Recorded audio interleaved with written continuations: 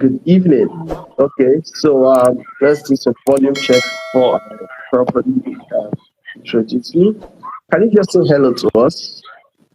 Can you hear me? All right. Hi. Yes, I can hear you. I can hear you. I can hear you. Excellent. So I was saying, Reverend Chisom Jerome is a wonderful woman of God. I mean, look at her. Powerful, powerful, powerful. Yeah, Amen. but she's an ordained minister. She's also in the marketplace.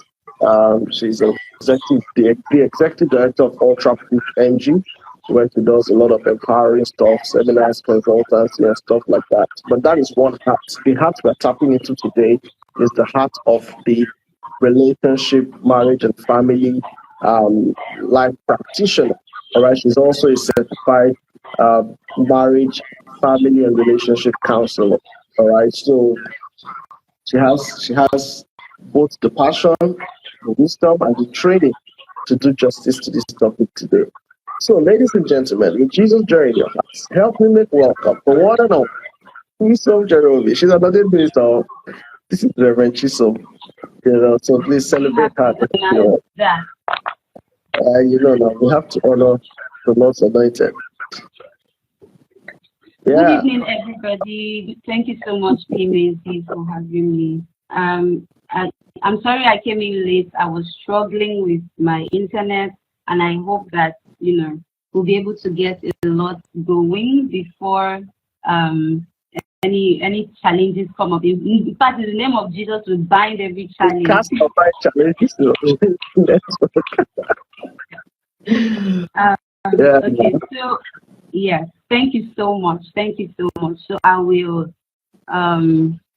trust the Spirit of God to help us unravel a lot tonight. And the topic we're talking about tonight is how to love your spouse. And Yep. I think that in the topic, in the theme of discussion itself is, anyone who is asking that question has identified a fundamental and an important foundation for marriage to work. Because someone can say, how can I love my spouse? It means that the person is saying, I want to take the spotlight away from myself and channel it on my spouse. And I want to figure out or do anything that is within my power to make my spouse feel loved. Oh, So yeah. in the context of that, if the topic was how to find love in marriage or how to build love in a home, it makes the subject of love feel like something that maybe hopefully can happen to us, or we can find in our marriage, or we can build in our marriage. But this topic itself takes the responsibility away from any other person, and it places it on the person who is asking the question. And it's saying, I want to know how, as a person, I can make my partner experience and feel loved. And that foundation, even with research has shown that people who are in marriages and the focus is more on giving than receiving, those marriages tend to last more and they are healthier. In any family union or any marriage union where each partner or each individual person's focus is not on themselves but on giving rather than receiving love or affection, it is said that union, most times you find that it is healthier and it outlasts those that are filled or that are built around the concept of receiving love. So which brings me to the bedrock and the foundation that I would like to lay. It is that for marriage to work in the biblical sense, and for one to have a fulfilled marriage, one ought to come to a place where you take the spotlight away from yourself. So I usually give these quotes, and because we pastor a youth church, it usually sounds very not cool at all. I usually tell people that marriage is not designed to make you happy. Marriage is not a reward that God has given so that you can then be happily ever after. Instead, marriage is a place where we are called to serve. Marriage concentrates you for service. Marriage is a place where, the focus is not so much on receiving, rather the focus is on giving. And there's this scripture in 1 Corinthians 7 that brings that home.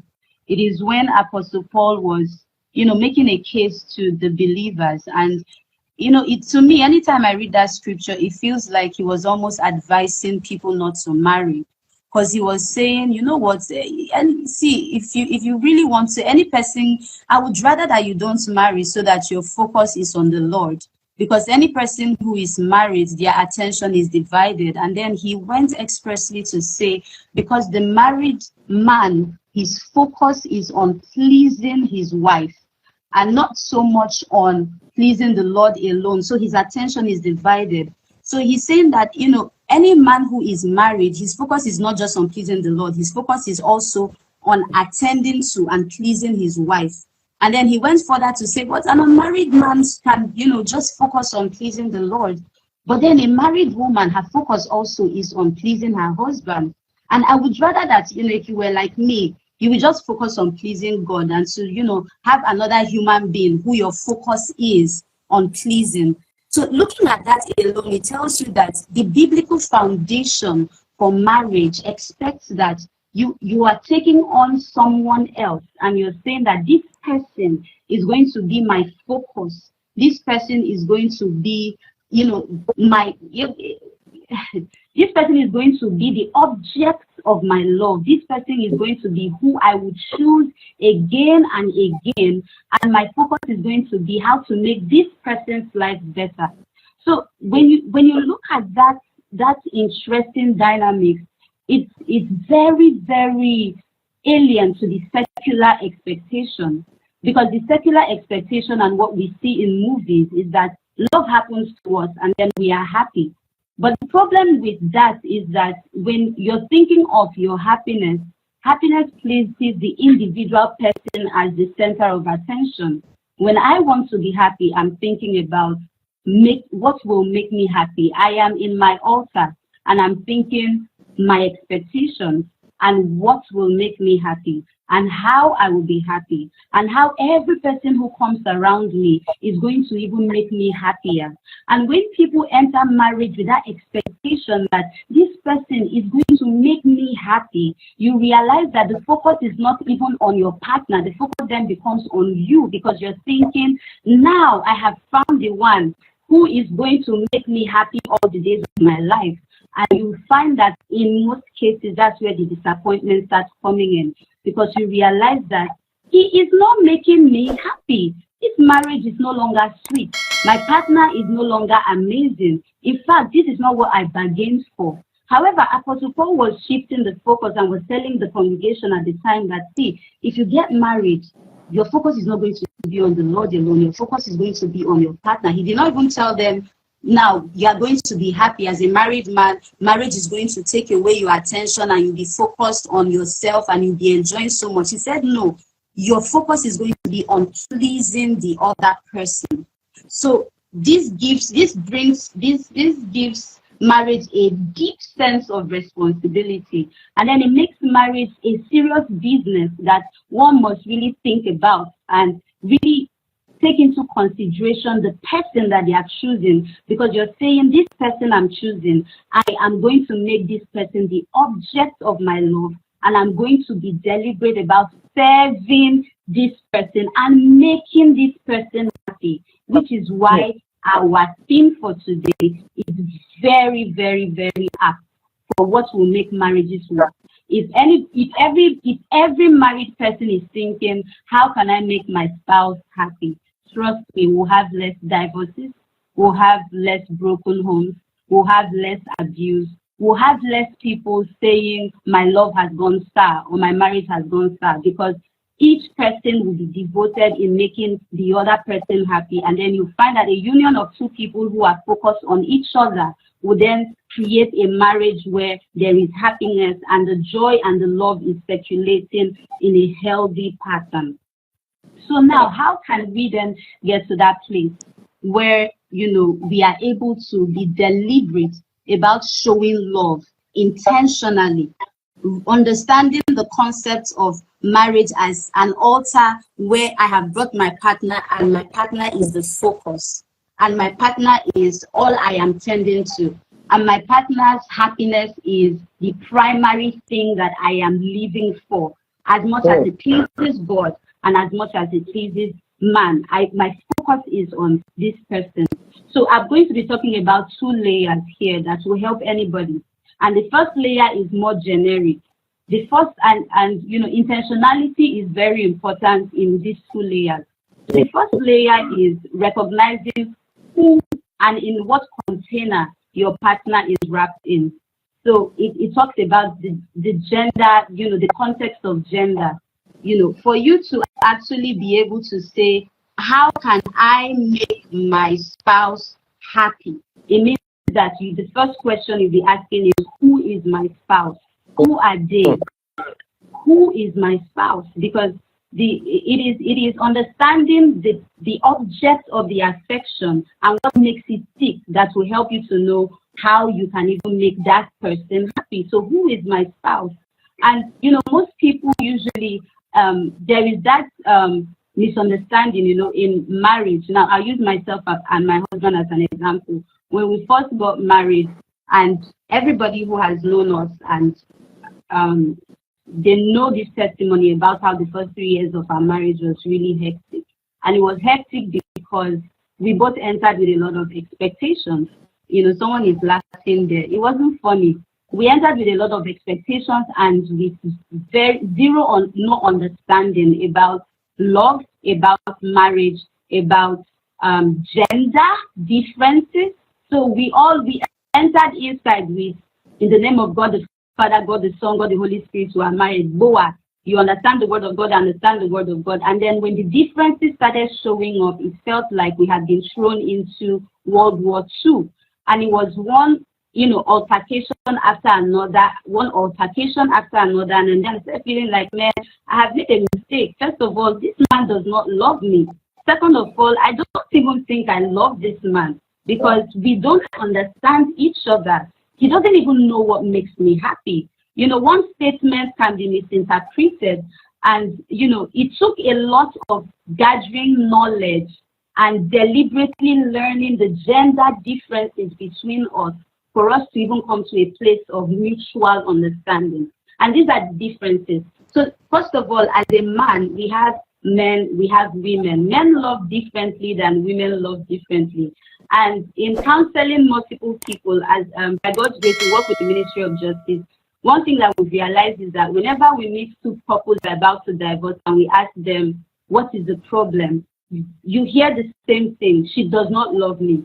And then the woman says the same thing. The man does not, my husband does not love me. But then when you start breaking it down into what does love mean to you and what does love mean to the woman, you realize that men interpret love differently than women would. So a woman, wants to be shown affection. And I'll use the analogy of a king and a queen. When you think of a woman in a place of being the object of love, she wants to be seen as the queen. And when you think of the man in the place of the object of the love, he wants to be treated as a king. Now, looking at the gender differences between a man receiving love as a king and a woman receiving love as a queen will help you understand the general differences between how men interpret love and how women interpret love. So a woman wants to be treated as a queen, and how you treat a queen is that you dote on a queen and you show her a lot of attention, and the focus is on, making her feel beautiful, making her feel like the most treasured being in the world. So you open the door for her, you spend time with her. There's a lot of physical attention given to, what she wants. A woman wants to be pampered. A woman wants to be tended to like a flower. When you say a queen has walked in, it means that everything around is focused on attending to her. However, when you look at a king in the context of how a king wants to be treated as a king, you look at authority and rule. You look at a man wanting to know that his word stands sure. So taking this analogy in the context of marriage and in the context of how can I show love to my partner, is that every man must recognize that the way he would treat his wife, the way he would show love to his wife, is different from how he wants to receive it. So a man wants to be shown respect. A man wants to know that his word is final. A man wants to know that he bears the rule. A woman, on the other hand, wants to be shown tender, loving care. She wants attention. She wants, it's a beautiful display of flowers. A woman wants to know that in your words, in the attention that you're showing, in everything, that she comes number one. So my husband and I, even in communication, you see that the differences also show, right? So I'll use an example. So when we got married, my husband would give me very direct communication and very direct, Chisom, this is what I want, this is how I want it. And as a woman, I'm expecting you to spend time with me, cuddle me. I want attention. I want you to come home from work, and then you're sitting down with me. My head is on your lap, and you're telling me all the amazing things. And my husband is telling me, when I come back from work, I want to stay in my room. I want to focus. And I'm thinking, my husband does not love me. This man does not love me. Love has gone sad. What I did not realize is that how I wanted to be shown love is not the same thing. So when I want to show love to my husband, I will jump on him and I will cuddle him and I will hold him so tightly. And DJ then will say, Chisom, you are suffocating me. And in my words, how am I suffocating you? Who in this world does not want to be cuddled? Who in this world does not want to be held? So most times I would wrap my husband because I'm feeling all emotional. And my husband is brushing me aside because he's saying there's sweat in the room. Chisom, can you shift? And what we did not realize is that this major difference was causing a strain. So I'm thinking, Abeni, how can you be married to a woman and she's trying to touch you, show you attention, and my husband is saying, actually, if you respect me, what I want you to do for me is that when I come home, treat me as a king. When I come home and I tell you I'm tired, respect my space, keep the kids in one corner, expect that the house is attended to. So because we did not understand the differences in the expectation, I was thinking I had married into a loveless marriage. Now I'll show you another interesting difference. In communicating, my husband would tell me facts. So one day my husband gave me a peculiar, what's the word? Something that you would call what's that thing when they say they are washing you? When they wash person? Yes, they sweat to the room, Tessie. When they wash person, a compliment. So my husband looked at me and he told me one day, Chisom, when I think about you, you're just like a man, so what he was expecting was for me to say, oh, thank you so much. And then that went into a full-blown argument because how can you be calling me a man? How can you be calling me? And what we did not realize is that as men communicate facts, but as women, a woman wants to communicate her feelings and she wants to hear feelings. So my husband was thinking he was giving me a compliment by telling me, Chisom, you are like a man. And then what Chisom was thinking was, Jehovah, my husband does not love me anymore. Because when he looks at me, he's seeing a man with chest and bald hair.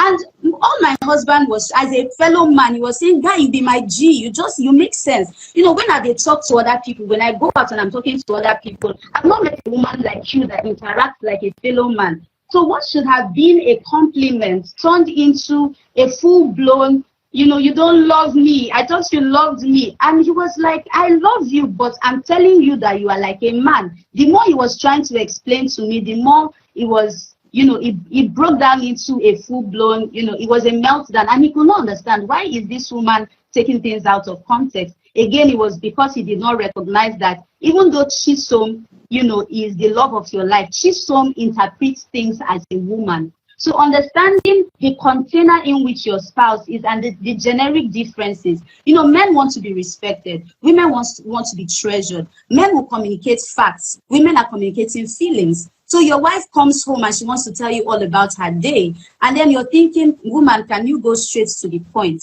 But the woman is going straight to the point by telling you all the feelings, and then how her colleague made her feel, and then how he did not make her feel. And then the man is already getting bored, right? Because he doesn't understand that communication is her way of conferring her emotions to you. But a man does not even have time to have conversations if he's not passing information. The day went well. I saw your mother. Your mother asked us to come and get something. And this, that if information is not being passed, a man does not necessarily see the need to sit down and look into your eyes and tell you how he is feeling. Now, imagine two couples in a marriage where the man does not understand these basic differences and the need for communication for a woman, or a woman does not understand what communication means for the man. You realize that there's already, a tug of war between how love is being expressed and interpreted versus how it is being received and interpreted. So these basic differences must be known and identified. Men are different, women are different. A man wants to be honored and valued. A woman wants to be treasured. A woman wants to be shown compassion. A woman is all in her feelings. A man wants acceptance. A woman wants a lot of, phileo, rather not phileo, a lot of eros, right? So understanding these basic differences will help. So you must know from today that you will give your spouse love the way they understand it. It's not about how you understand it. And most times as human beings, we find ourselves giving the way we want to receive. So which is why Chisom initially, when she sees her husband, she would want to squeeze him and cuddle him because that is what she wants to receive. I am a cuddle bear. See, I love to cuddle. So if I want to show you that I love you, in fact, in my church, I give the best hugs because that's how it is for me. I want to, I'm transferring the emotion. But my husband, because he didn't understand it, is thinking, woman that was lose, can you lose me and let me be? But for couples to come to that place, what your partner wants becomes what you give, not necessarily what you want to give. So understanding those differences come to play. Then the second layer that is important is, there is understanding the general differences between men and women and how they want to give and receive love, and how communication, is received and is being given. There's also that place where understanding your spouse comes to the intentionality of reading and knowing who your spouse is. And remember again, the foundation is my spouse is the center of attention. My spouse is all I'm living for. So it's about them. And there are three things that we must be intentional about in knowing our spouse. It is awareness, and this is key. Awareness is key. Awareness, scripture talks about how they are naked and not ashamed. And nakedness means that I see you, like I really, really, really see you.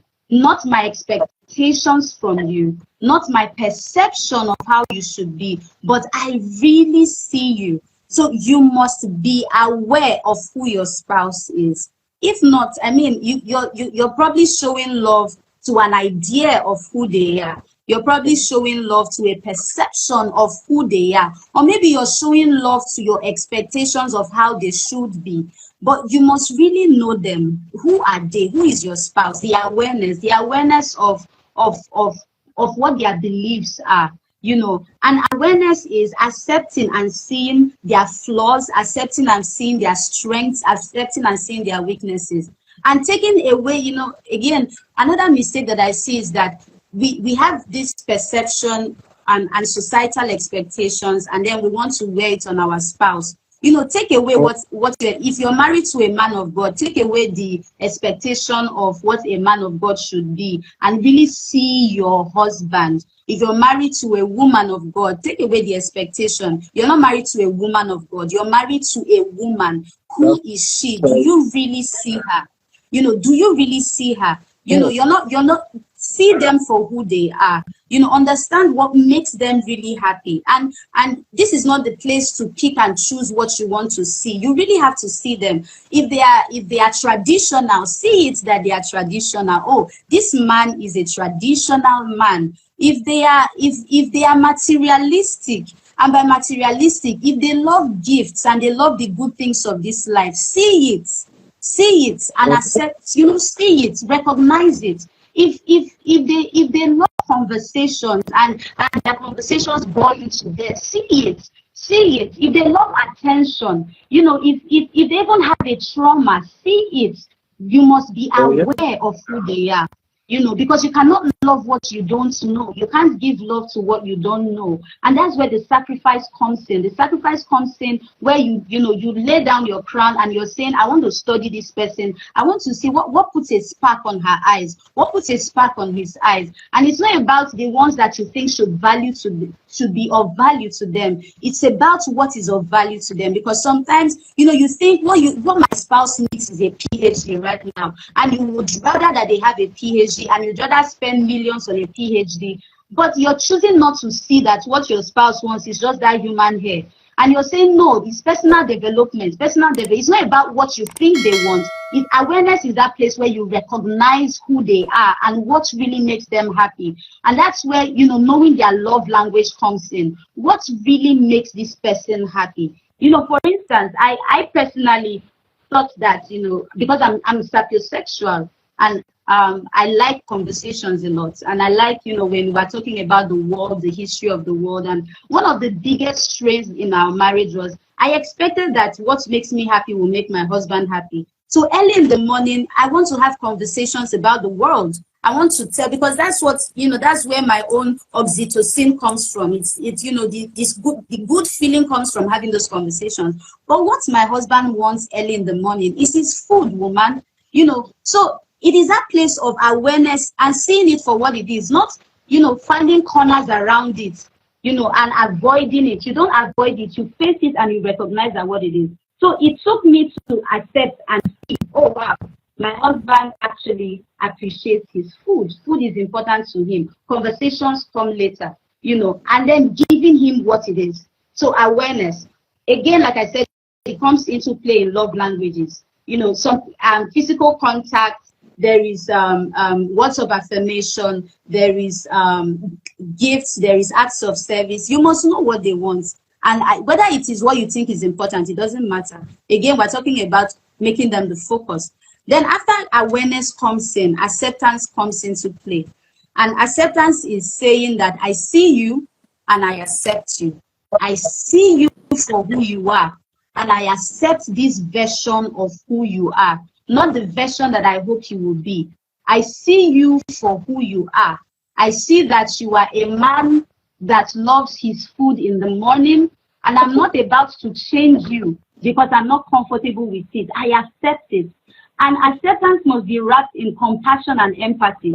It comes from a place where disappointment is not, you're not disappointed at what you have recognized. You accept it. You accept that this is the person, and compassion says, I recognize the journey that brought you to this place. I recognize the boy that you were, the girl that you were, and the experiences that you had that led you to the point where you became this 30-year-old, 25-year-old, 40-year-old, 50-year-old version of a man that has become my spouse. And I am compassionate about that journey, and I will not judge it, and I will not be disappointed about it. I will accept it because I have chosen it. So that is what acceptance is. So at that place of acceptance, you're not trying to change them. You're recognizing what makes them happy, and you're choosing to give them, because you are saying, I am compassionate enough to recognize that this may not be how I would have wanted you to be, but this is what makes you happy. And because you are the object of my love and affection, I will give it to you. Now, when people say, I don't know what he wants from me, I don't know what she wants from me, in a relationship, it's because either number one, they have not paid attention, awareness has not happened. They've not really paid attention to see, because people really show what they want. People really give up the flavor of what they want. Or number two, they have not accepted.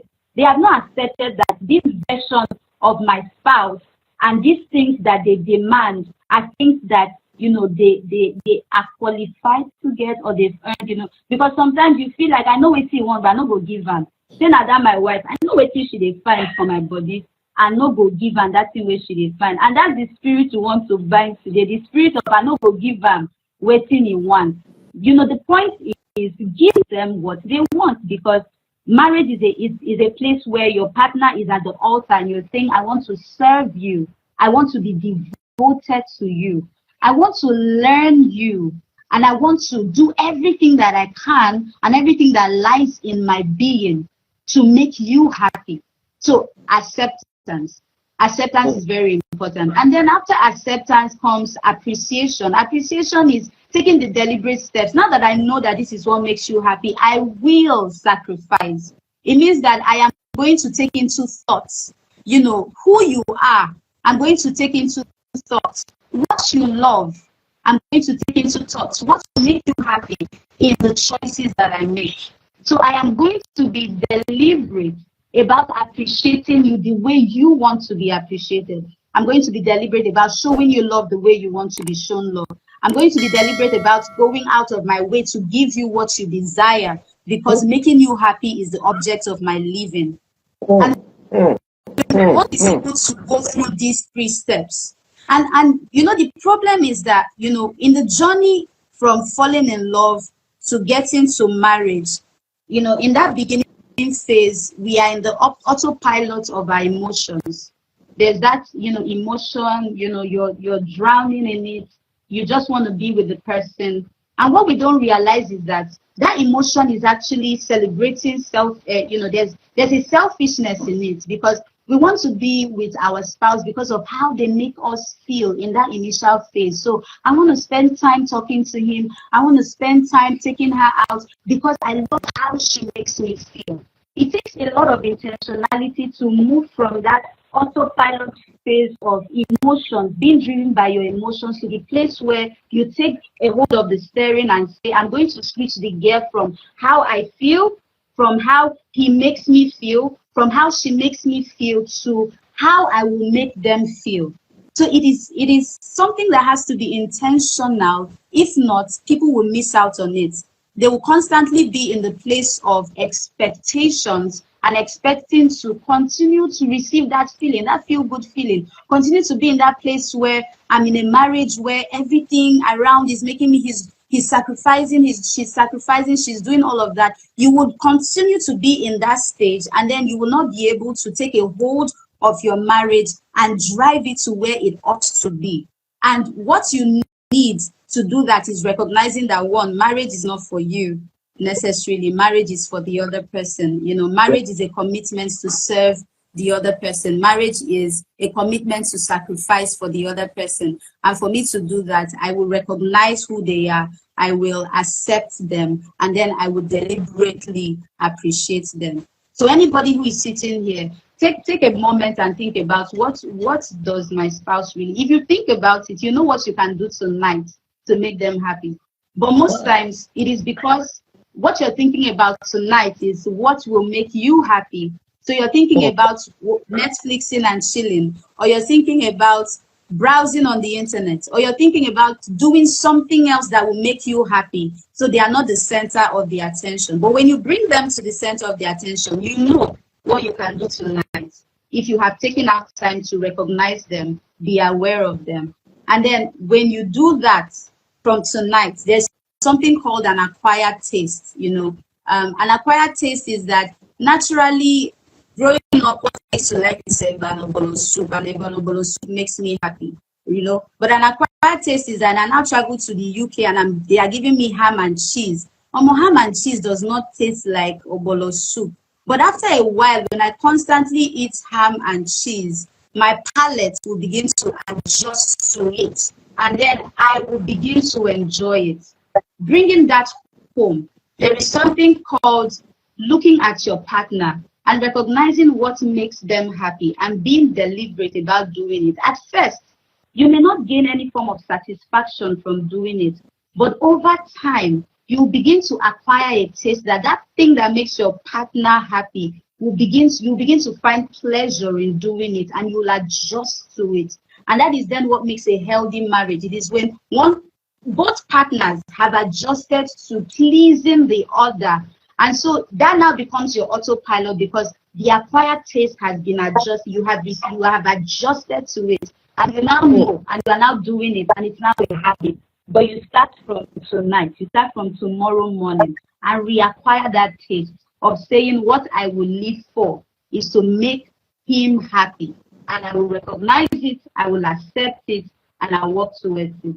and avoid the trap of bringing in societal biases, Oh, bringing in what social, Twitter arguments, societal expectations into your marriage, So, oh, I'm a feminist. I believe in this. After arguing about it on Twitter, do not bring it home and make your husband what the tool with which you want to use to execute it. Is in my home that I want to now. Or, oh, women are materialistic. Women are this. Women are that. So you now bring it home and it is your wife you want to use to change society.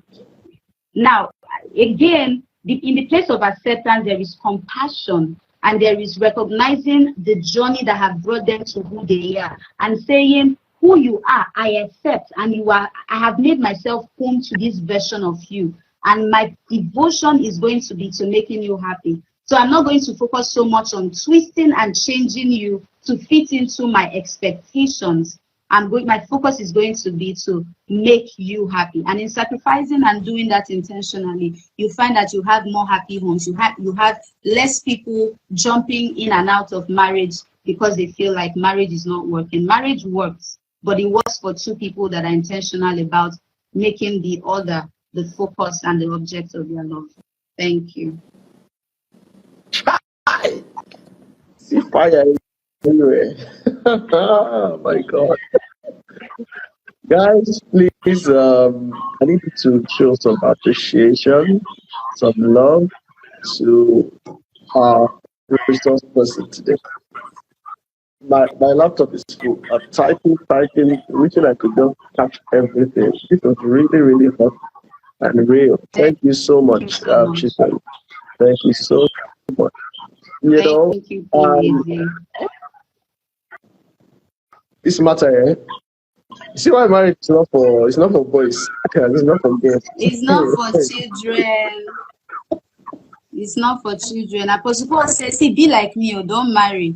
Because this marriage, you'll be focused on you'll be focused.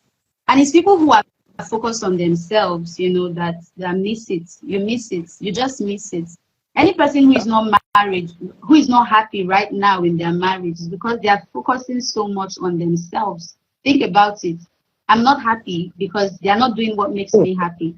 But when you switch the focus and the focus is on the other person, you become less dissatisfied. You become less Hmm. dissatisfied. You become less You know, this dissatisfied. thing And again. that's what has made Christian marriages work. Yeah, it's so true. It's so real. Because that's where the real challenge is. Where you're saying something your spouse is not doing is already offending you. Please, I need your network to be here. You're saying something your spouse is not doing or something your spouse is doing is already offending you. And then you walk into this class and you're hearing the resource person say, well, take your attention and your focus I'm trying to away say that from. Okay, you're back. The network was doing one kind of side. It was doing one kind of, and I was Finish now talking. confused. Yeah. Go Ah, ahead, sir. Go ahead, please, yeah, Mayzy. yeah. So I'll just say that this thing where it gets really difficult is where you're already offended at your partner, because of something they are doing or not doing according to your standard, and then you are Yeah. trying to get them to understand that they should do it like this. That is all you are trying to get them to understand. And then here is Reverend Chisom telling you that no, the focus is not you getting them to do it the way you want it, but you making the extra effort. So Yeah. leave that your provocation and your anger somewhere. Humble yourself because it takes a lot of humility, man. If not, your ego will just be all over the place. And then go ahead to make them happy, or rather meet them at their own level so that they are happy with you. You see, one challenge I hear some people say over time is that, why should I always be the one apologizing? Why should I be the one who has to make the effort? Why does it always have to be me? Why talk to her or talk to him? I'm always the one bending over backwards. Listen, okay, you're back. I don't know if you got me up to this point. Did you hear what I was saying? I didn't. Oh, okay. I don't know. Okay, let me just ask it like this, right? Let me ask it Mm. like this so you can speak to it. I don't think I speak, so give me a second. So now, what do you tell someone who is really angry at their partner? Um, Partner is not measuring up, and they are trying to make the partner measure up. Everything they are doing is in quotes. It's just to make her, to understand what I'm trying to say, but she's not understanding it. What advice do you have for that person? How can they Um, shift the thing from now? right. So there's this line from and it's taught in SVBS. Bishop Pep takes that class on leadership. And marriage is one of the places where if you don't understand leadership and the values, the principles of leadership, it go hard for you. So one of the True. things that he teaches is about how a true leader must seek first to understand before being understood, right? Um, the the secret is in first focusing on really understanding this person. Is it that this person does not want to listen? What is the challenge this person is having? Is there a history? Are there personal biases? Is there trauma at play? What is it about this thing that I've been saying for 5 years Oh, that this person has not been able to hear? So seek first to understand, because in understanding you may realize that the problem is not that they don't want to do it. It may be that they don't know how to. The problem may not be that they don't want to do it. It may be that they don't even understand. So seek first to really know. Seek first to understand. yeah. And what would keep the anger aside, lay it aside, because you must recognize that no human being, no partner wakes up in the morning and says, I will see this man or this woman, my chief mission is to punish her or to make her, nobody is evil like that. Most of these disagreements and misunderstandings is not coming from a place of intentional maliciousness. It's coming from a void. There is something that is not being understood. There is something, or there is an ability that is not there for the person to be able to give you what you want. So you must know what it is. You must know what it is. Nobody just wants to be evil because they want to be evil. By God's grace, we've counseled a lot of people, and you realize that, when you've done psychodynamics on persons, you'll understand that the reason they behave the way they behave is not because they want to behave that way. It's because there is something that happened in their past that has patterned them in that way. So when you keep getting angry at someone who is struggling with an abnormality, you are adding more to the trauma. You're heaping more because you don't yet understand what is causing the behavior. There's a cognitive problem. There's something there. So seek first to understand. Forget it. I remember my husband, we used to quarrel a lot then because he would say, I don't know, this simple example is the slippers matter. I keep saying it every time because it's the minutest thing that I've heard that have caused quarrel between partners. My husband would say, Chisom, wear slippers. And it's not like I really don't believe. I know slippers is good, but he has quarreled, he has helped me buy slippers, he has done a lot of things. So is it that Chisom just does not want to wear slippers? No, it's not because of that. It's because Chisom is a little girl who grew up in the village, who spent her childhood days running around barefooted. There is something about the sand that makes me feel like, oh, sand, yes, play don't come, freedom has come, my feet on the floor. I love to be barefoot. So it is attached to being barefoot, is almost attached to my identity. It helps me feel grounded. It helps me feel like, okay, I'm balanced. So when you are arguing with Chisom and say, Chisom, stop wearing slippers, and Chisom is almost not wearing slippers, it's not because she hates you or she wants to be disobedient. It's because there is something that is making her not recognize why it is important to wear slippers. So what helps is when my husband sits me and says, why don't you like wearing slippers? So tell me about it. Tell me what is it about being barefooted that makes you, happy? And in having that conversation, awareness will come. And in awareness, compassion will come, because you recognize that the person who is barefooted is not your 34-year-old wife. It is a little girl in her who loves to play around in the sand that is barefooted. Having that understanding will bring compassion and empathy, and you'll be less irritable at the choices that she's making. So the next time you see her barefooted, instead of you to get mad and angry that this woman, she likes to disobey me, you recognize the little girl in her who is playing around in the sand, and it will help you to become more empathic. It will help you to become more compassionate in correcting. So instead of being angry, seek to understand. And this is applied in different areas. There are different areas to it. There's that thing you've been saying over and over again. There's a reason why they enter. Find out why. And then when you have understood, you can now take your time to now share what it is that you want the person to know. And at that place of, mutual understanding, that's where what we call, what's that word? When, we're shifting ground for each other. I may not wear the slippers 24 hours. Compromise, exactly. That's where compromise comes in.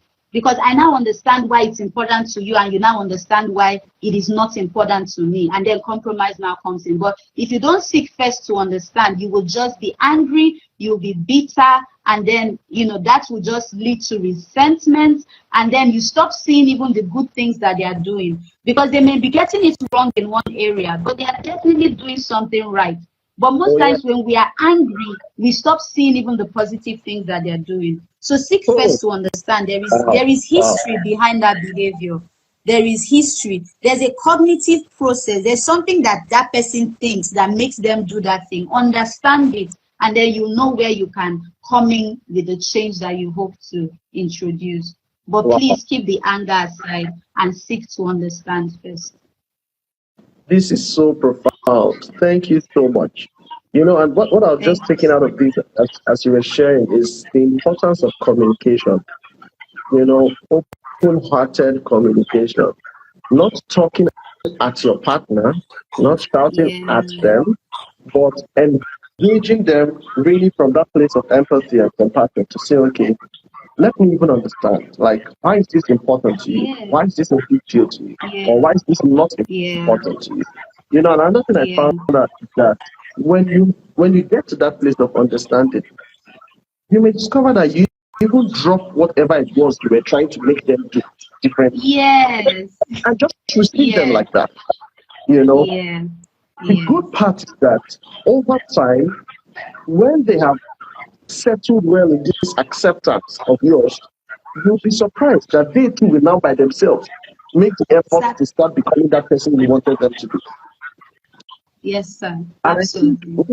I think one of the reasons people don't see the changes they want in marriage is because they don't understand these dynamics and they're not patient enough. They want it now. They want it now. They want it now. I don't like it. I don't want it to change now. But it's a process.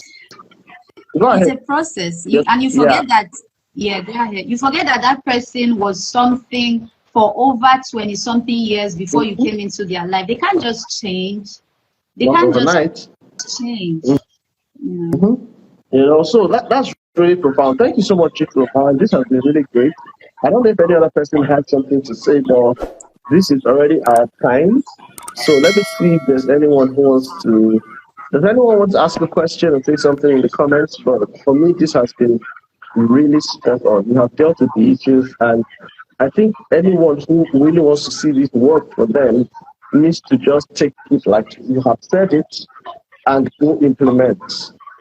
Seek first to understand your partner than to be understood. I mean, that's so profound. You see, so really keep your anger somewhere, because with that anger right there messing up your mind, you will be in the proper frame to even understand what they're saying. You'll be in the frame to understand it. So when you're trying to explain, you'll be hearing what is annoying you inside the explanation. And instead of getting to justification. Yeah, go ahead. What do you say? No, it's like you are giving me justification now. You are just giving me excuses why you don't want to do what I'm telling you to do. Yeah. Someone says, what if your partner really just has coconut head? like we said, again, you've come to a point where you are recognizing them for who they are. Awareness. Oh With wow, they have yeah. coconut head. The Wow. next layer is acceptance. My partner Accept has coconut head. Just rub the coconut head, accept it. That's what it is. Don't break it. don't break it. I mean, Wow. Yeah. I mean that's what it is. You you have to accept it. You have to be aware of it, and then you need to accept yeah. it, and then you need to appreciate it. Appreciate it because the coconut head is beneficial to break open things. The thickness of Oh, the head, it has its advantages it's too, you. right? Yeah. There's He this said, very funny one, funny example I also like to give about, accepting and all that. So when I first married my husband, I didn't understand. My husband really, really appreciates rest. And me, I'm a light, I can, 30 minutes and I'm good, I'm up. My husband likes his rest time. So then, I used to feel like love language now. When even if my husband is sleeping, I want to just go and, wake jump him on up in him. his sleep, jump on him. Oh, it used to pain my husband so much. Like, why will you interrupt my sleep? I didn't understand it. So I kept trying to no, people should not sleep like that. When their partners come and they want to give them a pet, they should be happy. Like when we see in movies, oh, I kept, but this thing would change until it got to a point I had to look at it. I had to like be aware, okay, my husband appreciates his rest. Okay, Chisom, I said it many times to myself, Chisom, your husband appreciates his rest. Then I started accepting it. Accepting it means that when I see him resting, unlike before that I'll just be looking at him like, so a human being can just be like this, accepting it is that, oh wow, okay, he appreciates his rest. Rest is good. Then appreciating it is the point that I've gotten to now. In fact, when people visit me and my husband is there, I say no, they don't disturb my husband when he's resting. In fact, Yeah, I'll tell them, see, rest is good. I want my husband to live long. So please exactly. let my husband rest. So I appreciate the rest now. In fact, when he's resting, I'm like, yes, this will give him another, his cells will rejuvenate, Yeah, everything will. So instead of me to be angry at the difference that I don't understand, at the difference, no, why is he not like me? I like sleep 30 minutes and then move. No, I have recognized it and I appreciate it now. In fact, if you come to my house and you want to disturb, I will be the one to chase you with koboko because no, he must have his rest and I appreciate it now because I recognize the good values in it. So even that thing that you criticize so much, if you take your time to look at it, you will understand the value in it and begin to appreciate it instead of trying so hard to change the coconut head. It may be coconut to you, but it is milk to some people. It has have water you? inside. Have You you? can make coconut rice and many things from it, but Yeah, really beautiful. appreciate. You can look at it and see the good thing in it. That is so spot on. Thank you so much, Chisom. We will have to close now because it's already our time. But it's been a fantastic use of our time today. Thank you so much for this Thank you wisdom you have so. shared with us. I pray for more of God's grace upon your life and your family. Please send me well to the entire Amen. family. And thank you, I Reverend Jerobi, will. for allowing your wife to be a blessing to us. God bless you, sir. I He appreciate helped you me all. set up Oh, and did everything. oh wow. Fantastic, fantastic. You're doing well, sir. I'm proud of you, sir. Thank you so much. All right, God bless you guys. Thank All you, right, good everyone. night. Mwah. See you Thank you guys so again. much. Yeah.